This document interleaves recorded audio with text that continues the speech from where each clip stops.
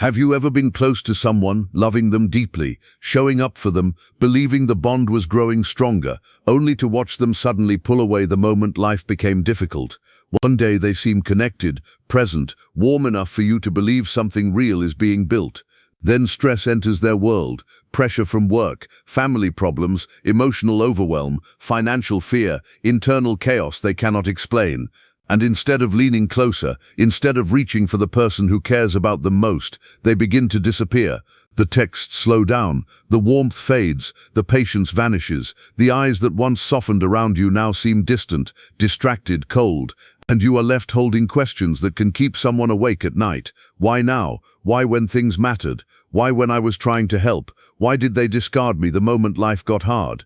Most people believe the answer is simple. They assume the avoidant left because they stopped caring, found someone else, lost attraction, or decided the relationship was not important enough. But the truth is often far more painful and far more complicated. Sometimes they do not leave because they feel nothing. Sometimes they leave because they feel too much. That is the part almost no one understands. When a person carries avoidant attachment wounds, stress does not affect them the same way it affects someone secure. Stress does not simply make them tired or distracted. Stress activates old survival systems buried deep inside them, systems built long ago when emotions felt unsafe, needs felt ignored, closeness felt unpredictable, and vulnerability felt costly. So when life becomes overwhelming, their nervous system does not say go find comfort. It says shut down, pull back, handle it alone, distance yourself from anything emotionally demanding. And sadly, love can become one of the first things they distance from. Not because love is bad, but because intimacy requires emotional presence, and emotional presence feels impossible when they are drowning inside themselves. This is why so many people experience the same confusing heartbreak. They loved someone who seemed caring until pressure entered the room. Then suddenly that person became unreachable. You try to be supportive. You ask what is wrong. You offer patience. You give space. You become softer. You become understanding. Yet somehow the more compassionate you become, the further they drift. That contradiction can destroy a person emotionally, because you begin believing love should have solved it. You begin thinking if you had been calmer, prettier, smarter, less emotional, less needy, more perfect, maybe they would have stayed. But their stress response was never created by your imperfections. It was created by wounds that existed long before you arrived. When stress hits an avoidant person, everything changes internally. What once felt manageable now feels heavy. Conversations feel draining. Expectations feel threatening. Emotional closeness feels like another burden, on top of burdens they already cannot carry. Even healthy love can feel like pressure when someone has never learned how to receive support. Read that again in your heart. Even healthy love can feel like pressure to someone who associates connection with responsibility, disappointment, or loss of control. So when you reach for them during their hard season, they may misinterpret your care as demand. Your check-in feels like obligation. Your affection feels like one more thing they have to respond to. Your need for reassurance feels like criticism. Your presence feels like pressure. And because they do not know how to regulate those feelings honestly, they often do what they learned to do long ago. They retreat, they go silent, they become vague, they create distance without explanation. Then the person who loved them most is left bleeding from wounds they never caused. This is why stress changes everything for an avoidant partner. Stress strips away the version of them that can perform connection when life is calm. When routines are stable and emotions are low, they may appear loving enough. They can text, laugh, plan dates, be attentive in moments. They can enjoy intimacy when it comes in controlled doses. But stress removes their capacity to maintain that balance. Now their hidden operating system takes over. Self-protection becomes the priority. Control becomes the priority. Emotional numbness becomes the priority. And relationships often become collateral damage. You may think, if they loved me, wouldn't stress make them come closer? For many people, yes. But for someone wired to survive through distance, stress does the opposite. The very moment you expect partnership is the moment they feel trapped by it. The very moment you want teamwork is the moment they want isolation. The very moment you ask for honesty is the moment they shut down deeper. That is why their behavior feels so personal, even when it is rooted in something internal. And make no mistake, it does feel personal. Because you are the one suddenly excluded. You are the one staring at unread messages. You are the one replaying conversations, trying to find what you did wrong. You are the one feeling replaced by silence. It is easy for outsiders to say, "Don't take it personally." But how can you not, when someone who once welcomed you now treats your love like a burden? How can you not, when they become cold exactly when you needed closeness most? How can you not, when the person you trusted vanishes emotionally while still standing there physically? This is where many loving people break themselves trying to solve a puzzle that was never theirs to solve. They become detectives. Maybe I asked for too much. Maybe I texted too much. Maybe I should give more space. Maybe I should be less emotional. Maybe I should prove I'm different. Maybe if I love harder, they'll feel safer. But no amount of overfunctioning can heal someone committed to underfeeling, and no amount of self-erasure creates true intimacy. Because what is happening inside them is not a reaction to one small mistake you made. It is a system that gets triggered whenever stress rises beyond their emotional capacity. This leads to one of the most painful experiences of all, the silent shutdown. No screaming, no dramatic ending, no clear confession, just gradual disappearance. Their voice becomes flatter, their responses become shorter, their eyes lose warmth, their affection becomes mechanical or absent, plans become uncertain, conversations become surface level, and when you ask what is happening, they often say nothing is wrong. That sentence can be one of the cruelest parts, because everything is wrong, and they know it, but naming it would require vulnerability they do not know how to access. So they say they are tired, busy, stressed, need space, need time, need to focus, need less pressure. And while some of those things may be true, what they often cannot say is this: I am overwhelmed, and closeness scares me when I feel weak. I don't know how to let someone support me. I feel ashamed that I'm struggling. I resent needing anyone. I am shutting down because I don't know another way. Instead of speaking those truths, they disappear behind distance, and you begin grieving someone who is still technically there. That kind of grief is brutal, because there is no clean ending, only confusion, only hope mixed with pain, only memories fighting present reality, only the haunting question of whether the warm version of them was real. Yes, it was real, but so is this version. The connected version was real when they felt regulated enough to access it. The withdrawn version is real when stress activates what was unresolved. Both are them, and that truth is hard to accept because it means love alone cannot hold someone steady who has never learned emotional steadiness within themselves. Then comes another painful mystery. Why do they often discard the person who loves them most? Why not the casual people? Why not strangers? Why not people who ask nothing? Because the person who loves them most often represents the deepest emotional mirror. With you there is closeness. With you there are expectations of consistency. With you there is intimacy that asks them to be known. With you there is genuine care they cannot control. And during stress those things can feel terrifying. The safer you are emotionally, the more exposed they may feel. The more loving you are, the guiltier they may feel for not matching it. The more patient you are, the more ashamed they may feel needing patience. The more real the bond becomes, the more their unresolved wounds rise to the surface. So instead of moving toward the medicine, they run from it. They distance from the very person who could have loved them through the storm. Not because that person lacked value, but because receiving love during vulnerability requires a level of emotional maturity they may not yet have. And if you were the one discarded, hear this clearly. You were not thrown away because you were worthless. You were pushed aside because their inner world could not hold what you offered. There is a difference. One attacks your value. The other reveals their limitation. That distinction can save your healing, because many people spend years trying to become less discardable. They become quieter, smaller, more agreeable, less needy, hyper-independent, emotionally unavailable themselves, all in hopes the next avoidant person will stay. But abandonment wounds often tempt people to betray themselves for acceptance. Do not build a new identity around someone else's inability to remain present under pressure. The deeper truth is this: stress did not create their discard. Stress exposed the strategy they always use when emotions become too heavy. And if no healing work is done, the cycle repeats with you, with others, with anyone who gets close enough to matter. So if your heart has been asking why someone discarded you when they were stressed, the answer may not be what you feared. It may not be that you were too much. It may not be that you were not enough. It may not be that they never cared. Sometimes the hardest truth is simpler. They cared, but they did not know how to stay connected when caring became complicated. And for the person left behind, the healing begins the moment you stop measuring your worth by someone else's capacity to handle love. And once you understand that stress can activate distance instead of closeness, another question begins to rise from the pain. Where did this pattern begin? Because no one is born wanting love and then instinctively running from it. No one enters the world believing connection is dangerous. No child naturally decides that needing others is shameful. These responses are learned.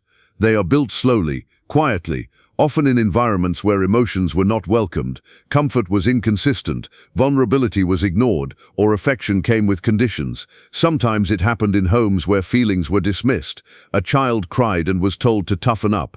A child needed reassurance and was met with irritation. A child reached for comfort and found emotional absence. Sometimes it happened in homes that looked normal from the outside.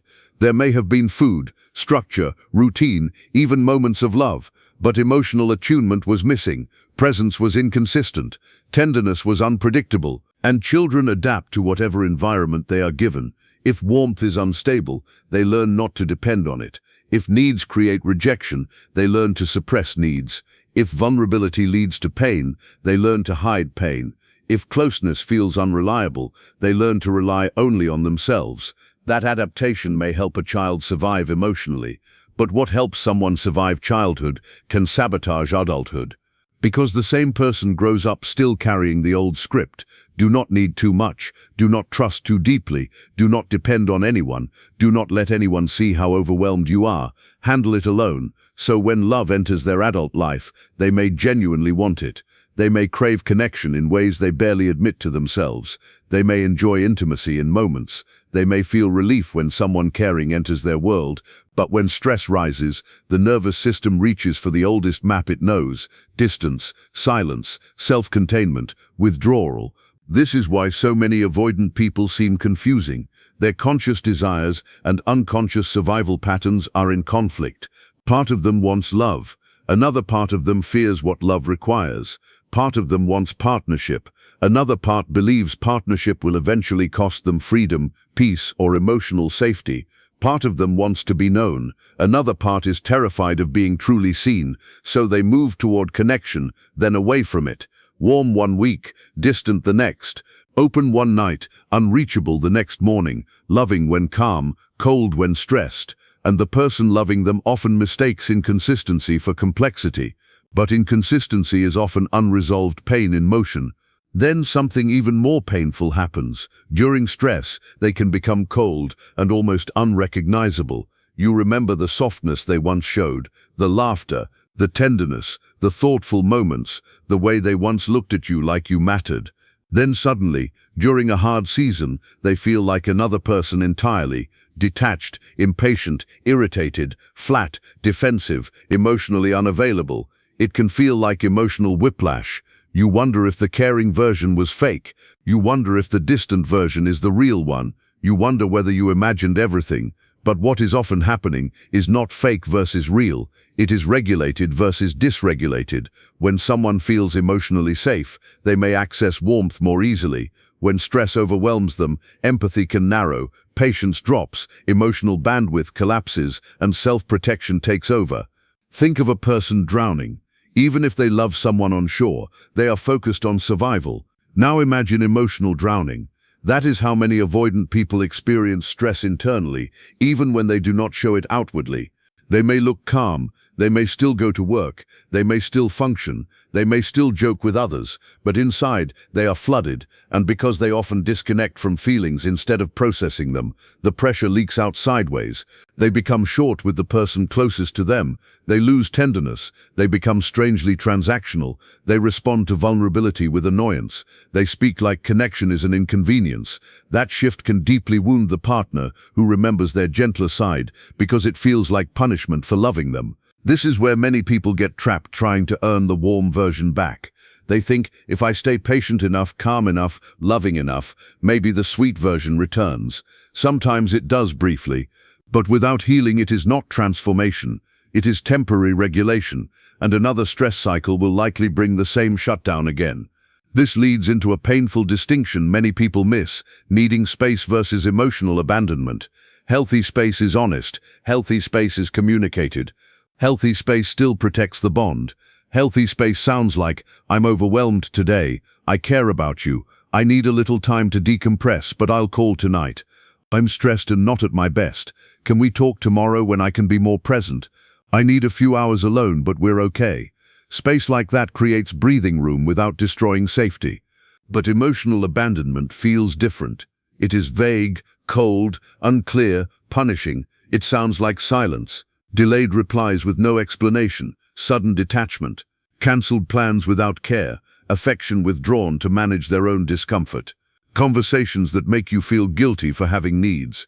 You are left anxious while they call it space. And this matters because many loving people gaslight themselves into accepting abandonment by calling it independence. They say, maybe I'm asking too much. Maybe I should be more understanding. Maybe everyone needs distance. Yes, everyone needs space sometimes. But not everyone uses space as a weapon, escape route, or substitute for emotional responsibility. If someone's version of space consistently leaves you dysregulated, confused and emotionally starving, then what is being offered may not be healthy distance at all. It may be avoidance wearing a socially acceptable mask. Then comes another shocking pattern. Right before leaving, many avoidant people begin creating problems. Small issues suddenly become huge. Minor incompatibilities become deal breakers. Things they once accepted now become reasons to criticize. They become hyper-focused on your flaws, your tone, your emotions, your timing, your needs, your habits. The relationship starts feeling like a courtroom where everything you do is evidence. Why does this happen? Because when someone feels overwhelmed internally but cannot tolerate vulnerability, it is easier to externalize discomfort. Instead of saying, I am emotionally flooded and scared, they unconsciously say, this relationship is the problem. Instead of facing their inability to stay present under stress, they search for reasons the connection itself is wrong. This allows them to leave while protecting their self-image. They are not abandoning someone because they cannot cope. They are making a logical decision. They are not running from intimacy. They are choosing peace. They are not shutting down emotionally. They are responding to incompatibility. Sometimes there are real issues in a relationship, of course. But when criticism appears suddenly, only during periods of stress, it is worth noticing whether the complaints are rooted in reality or functioning as emotional escape hatches. Many viewers know this pain intimately. 1 month you were enough, then life got hard for them. Suddenly you became too emotional, too demanding, too sensitive, too complicated, too much. The truth may be that you did not change nearly as much as their stress level did, and rather than naming their inner collapse, they projected chaos onto you. Then comes the phrase, so many hearts never forget, I need to focus on myself. Sometimes that statement is sincere and healthy. Sometimes a person truly needs healing, rest, reflection, or time alone. But in avoidant dynamics, it often carries layers that remain unspoken. What they may mean is, I do not know how to balance stress and intimacy. I feel guilty that I cannot show up. I resent feeling needed when I'm overwhelmed. I do not have the tools for partnership right now. I want relief more than connection. I need distance from anything that reminds me I'm struggling. Notice the tragedy in that. Instead of saying, I'm drowning and don't know how to let you help, they say, I need to focus on myself. And the loving partner hears, you are the distraction. That can cut deeply. Because you were trying to be support, not burden. You were trying to love, not control. You were trying to understand, not trap them. Yet their inability to receive support can make support itself feel intrusive. This is why so many discarded partners carry unnecessary shame. They think they were too needy because someone in shutdown mode could not tolerate normal emotional connection. They think they asked for too much because someone emotionally unavailable experienced basic relational needs as pressure. They think they were the problem because someone chose distance instead of honesty. But needing communication is not too much. Wanting consistency is not too much. Wanting kindness during conflict is not too much. Wanting clarity instead of confusion is not too much. Wanting partnership during hard times is not too much. These are not excessive desires. They are healthy expectations in love. If someone can only be connected when life is easy, then stress did not destroy the relationship. Stress revealed the limits of their relational capacity. And for the person left behind, this realization can be both painful and freeing. Painful because it means your love could not rescue them. Freeing because it means your love did not fail. there is a difference between failing to save someone and failing as a partner. Many people confuse the two. You may have shown patience, loyalty, compassion, flexibility, and genuine care, but no one can substitute for another person's healing. No one can love someone into emotional skills they refuse to build. No one can become small enough to make avoidance disappear. So if someone became cold, created problems, then said they needed to focus on themselves while pushing you away, do not automatically translate that into your unworthiness. Sometimes it simply means they reached the edge of what they know how to sustain. And instead of growing through it, they retreated from it. That truth hurts, but it also returns you to yourself. Because once you stop interpreting their withdrawal as proof that you lacked value, you begin seeing it as evidence that they lacked capacity. And healing often begins there. And once you begin to understand their patterns, another wound often rises to the surface. Why did their timing feel so cruel? Why did they pull away exactly when you needed them most? Why did they become distant during your hardest moments, during shared stress, during times when partnership should have mattered most? This question hurts because it touches something deeper than rejection. It touches betrayal of expectation. Most people enter love believing that when life gets heavy, two people lean closer. When one person struggles, the other reaches back. When uncertainty appears, connection becomes shelter. That is what healthy love teaches. But when someone carries avoidant wounds, stress can reverse that instinct. The very moment you hope for unity is the moment they crave escape. The very season you need teamwork is the season they feel suffocated by responsibility. The very time you ask for reassurance is the time they have the least capacity to give it. And because of that, their timing can feel brutal. You are grieving something difficult, and they withdraw. You are anxious about life, and they become unreachable. You are trying to solve problems together, and they act like the relationship itself is the problem. You are asking for closeness, and they give distance. To the loving partner, it feels heartless, but often it is not cruelty, in the deliberate sense. It is incapacity colliding with intimacy. They may not even fully understand why they are doing it. They only know that pressure is rising inside them, and closeness suddenly feels like one more weight they cannot carry. Still, intent does not erase impact. Even if they did not mean to wound you, the wound is real. Even if they were overwhelmed, the abandonment still hurts. Even if they were dysregulated, your nervous system still felt left alone in the storm. This is important because many caring people excuse pain simply because the other person had pain too. They say they were stressed, they were going through a lot, they didn't mean it. Maybe all of that is true, but your heartbreak is true too. Your loneliness was real too. Your unmet needs mattered too. Compassion for their struggle should never require denial of your suffering. And this is where many viewers carry invisible scars, because they learned to empathize with the person who withdrew while neglecting the person who was left behind. That person was you. Then another layer of damage begins quietly after the discard. The emotional impact on the anxious or deeply attached partner can be severe, not because they are weak, but because inconsistent love destabilizes the human nervous system. When someone is warm, then cold, close, then distant, available, then gone, the mind starts chasing certainty. You replay conversations, you scan messages for hidden meaning, you obsess over what changed, you wonder if they still care. You question your worth. You monitor your phone like it holds oxygen. This is not madness. It is attachment pain.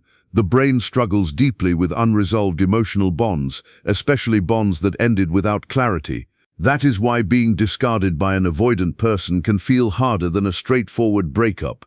A clear ending hurts, but confusion haunts. When someone says, "This is over and here is why," grief can begin. When someone fades, contradicts themselves, leaves doors cracked open, sends mixed signals, disappears then returns, says they need space but still watches you from afar, grief becomes tangled. You cannot mourn what still feels half alive. So many people stay emotionally trapped there for months or years. They are not stuck on the person alone. They are stuck in the unresolved loop. What happened? Was it real? Did they love me? Will they come back? Could I have fixed it? Did I ask for too much? Those questions become emotional chains. And during that time, self-esteem often erodes, because rejection from a distant person creates a dangerous illusion. If I can just win the unavailable person, then I am worthy.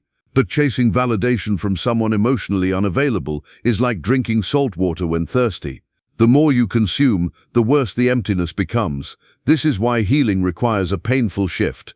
You must stop asking why you were not enough for them and start asking why someone inconsistent felt like proof of your worth in the first place.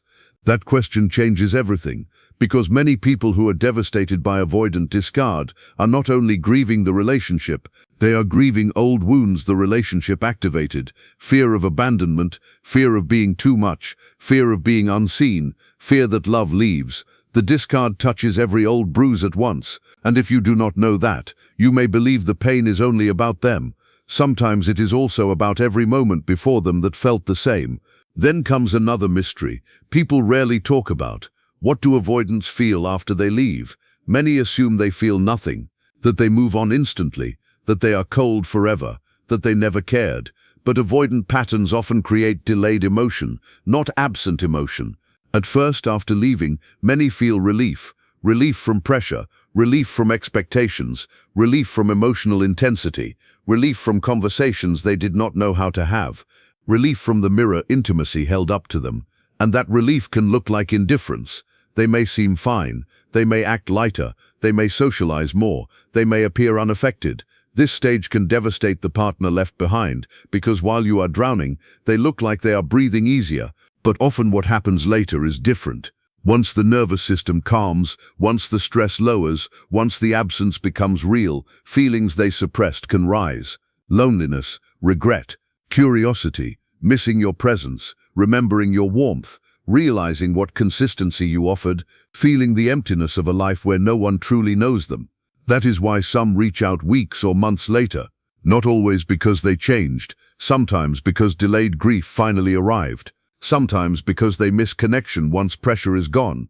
Sometimes because distance feels safer than intimacy, so they can desire you more when you are no longer close enough to need them. This is painful but important to understand. Missing you is not the same as being ready for you. Regret is not the same as growth. Loneliness is not the same as accountability. Contact is not the same as capacity. Many people get pulled back into cycles because they mistake resurfacing emotion for transformation. Then comes the return. Why do some avoidants come back after discarding you? Because the cycle often has phases. When closeness becomes intense, they flee. When distance becomes real, they feel loss. When loss feels uncomfortable, they reconnect. When reconnection creates closeness again, they feel trapped. Then they flee again. This push-pull dynamic can keep hearts trapped for years, especially if the returning moments are tender. A late-night message, an apology without depth, a sudden confession of missing you, a memory shared, a promise to do better. Moments like these awaken hope, and hope is powerful.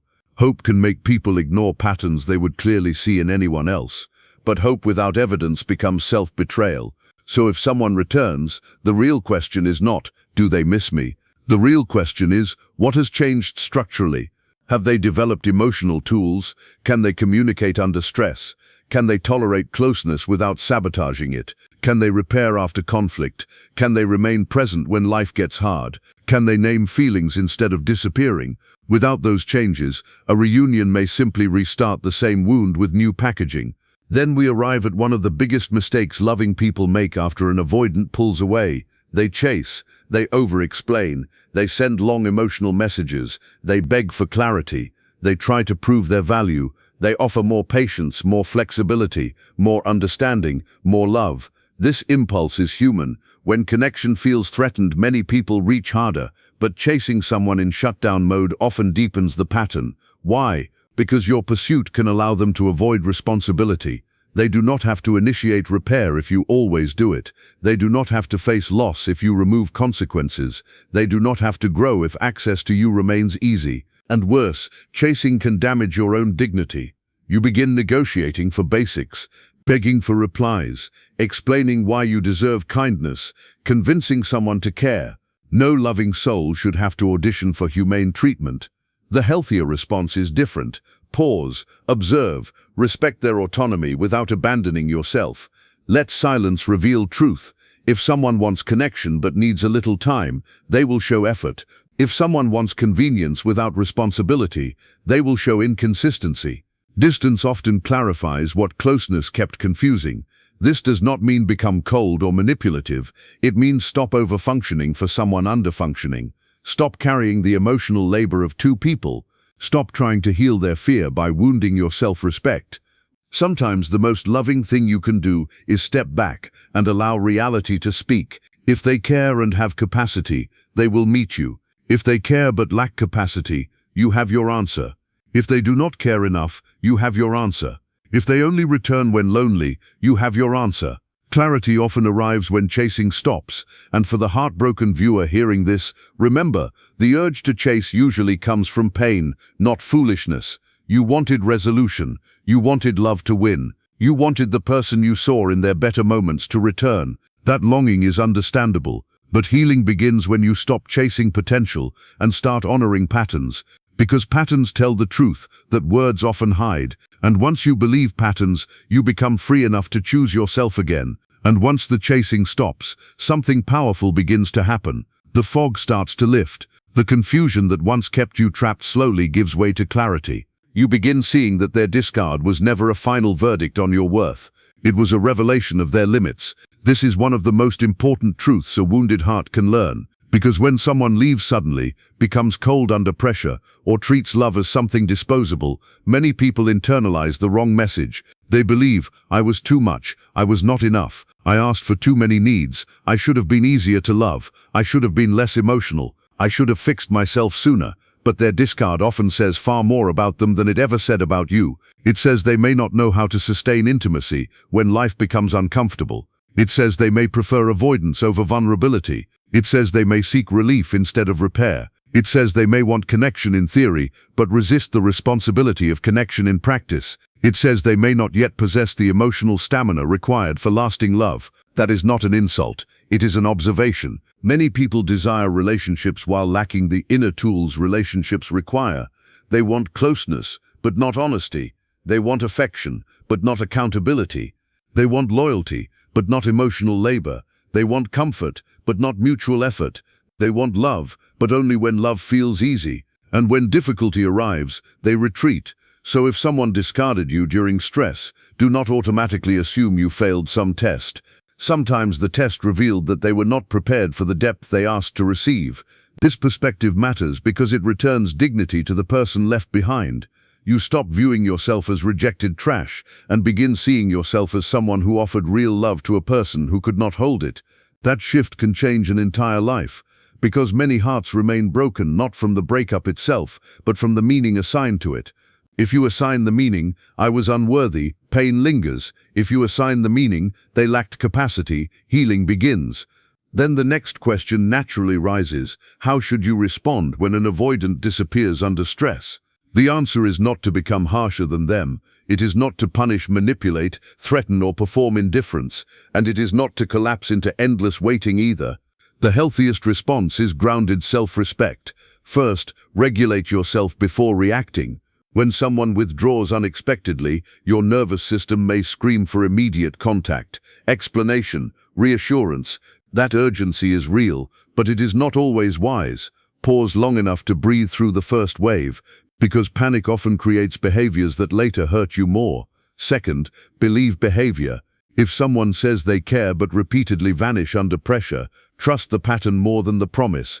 Words describe intention. Patterns reveal capacity. Third, communicate clearly once. You do not need 20 messages. You do not need emotional essays to someone committed to silence. A simple truth is powerful. I care about you, but disappearing is not healthy for me.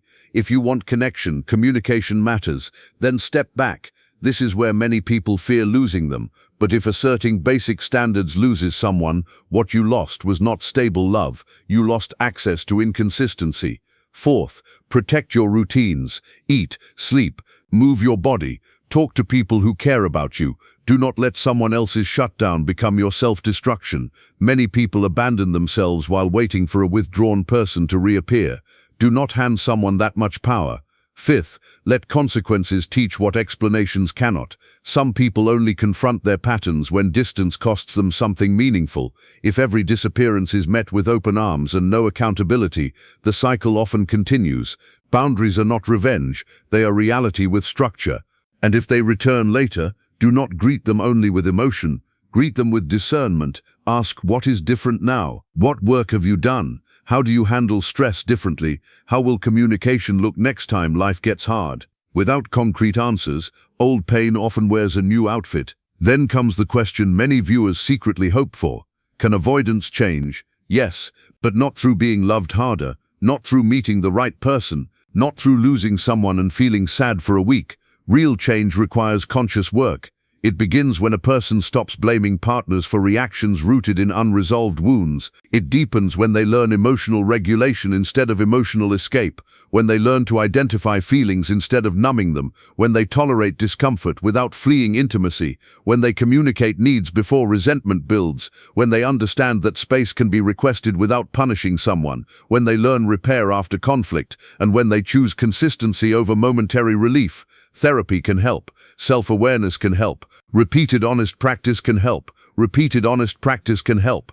But no one changes simply because they miss you. Many people miss what they still refuse to become ready for. That is why waiting for potential can waste years. Hope should be tied to evidence, not fantasy. If someone says they are changing, look for sustained patterns over time. Can they stay present during stress? Can they discuss hard topics calmly? Can they apologize specifically? Can they handle your emotions without treating them as attacks? Can they remain connected when life is not easy? Growth is visible. Transformation leaves footprints. Without those footprints, words are often just emotional smoke. And now we arrive at the wound many loving people carry deepest of all, the belief that they were too much to love. Maybe you were expressive. Maybe you needed reassurance. Maybe you wanted consistency. Maybe you wanted closeness during hard times. Maybe you wanted conversations instead of guessing games. Maybe you wanted effort that matched your own. None of those things automatically make you too much. They may simply make you relational. There is a tragic pattern in modern love, where emotionally healthy desires get labeled as neediness by emotionally unavailable people. Wanting communication becomes clingy. Wanting consistency becomes pressure. Wanting honesty becomes drama. Wanting reciprocity becomes demanding. Wanting emotional presence becomes too much. Be careful whose definitions you inherit. A person unable to meet normal needs will often redefine those needs as unreasonable. Do not build your identity from the limitations of someone else. You were not too much because you wanted warmth. You were not too much because silence hurt you. You were not too much because mixed signals exhausted you. You were not too much because abandonment wounded you. You were responding like a human being to emotional instability. And yes, perhaps you have healing to do too. Perhaps anxiety, over-pursuit, fear of loss, or self-abandonment showed up in the dynamic. That can be true. But needing your own growth does not mean you caused their avoidance. Two truths can coexist. You may need healing, and they may have lacked capacity. Do not confuse shared dysfunction with equal responsibility. Then the final truth emerges, the one that changes everything, if you truly let it in. Stress did not create the discard. Stress revealed the wound. When life was easy, the pattern could hide. When emotions were calm, they could appear available enough. When demands were low, connection felt manageable. But pressure exposed what peace concealed. The inability to stay present, the fear of dependence, the reflex to flee intimacy, the shutdown when vulnerability was required. This matters for your future, because many people keep chasing the calm version of someone, hoping it is the real one. But the real version of any person includes how they love under strain. Anyone can be affectionate when rested. Anyone can be charming when untriggered. Anyone can promise forever during ease. Character is revealed in difficulty. Capacity is revealed in stress. Love is proven in the hard seasons. So if someone repeatedly discards connection when life becomes challenging, believe what stress is showing you, not to hate them, not to shame them, but to see clearly. Compassion without clarity keeps people trapped. Clarity with compassion sets people free. And for the viewer whose heart still aches, hear this gently. You may still miss them. You may still replay memories. You may still wonder whether another version of the story was possible. That is normal. Healing is not the absence of longing overnight. Healing is the gradual return of truth. Truth that love should not require you to shrink. Truth that confusion is not intimacy. Truth that inconsistency is not passion. Truth that someone else's inability to remain present under stress is not proof you are unlovable. One day you will look back and realize the discard was not the destruction of your worth. It was the exposure of a pattern you were never meant to carry. And perhaps the greatest gift hidden inside that pain is this: it teaches you to stop begging for partial love. It teaches you to recognize unavailable hearts sooner. It teaches you to honor your own needs without shame. It teaches you that real love is not just how someone holds you when life is light. Real love is how they remain when life becomes heavy. So grieve what was, learn what it showed, release what was never yours to fix, and walk forward knowing this with your whole heart. You were never discarded because you lacked value. You were released by someone who lacked the capacity to treasure what they had.